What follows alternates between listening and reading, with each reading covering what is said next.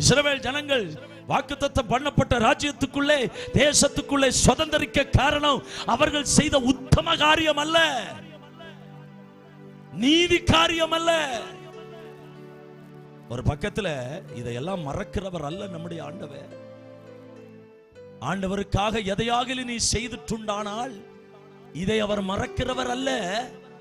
ஆனா இவங்க சொல்றாங்க, எங்க நீதியில நாங்க வந்தோம், எங்க உத்தமத்துல வந்தோம் அப்படின்னு சொல்லும்போது ஆண்டவர் சொல்றாரு, இல்லையா, என் வார்த்தை உன்னை கொண்டு வந்தது.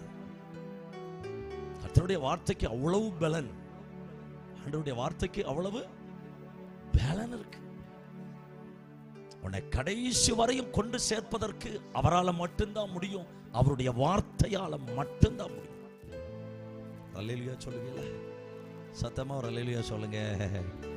வாக்கு கொடுத்தாருல்ல, நான் உன்னை கொண்டு சேர்ப்பேன்னு.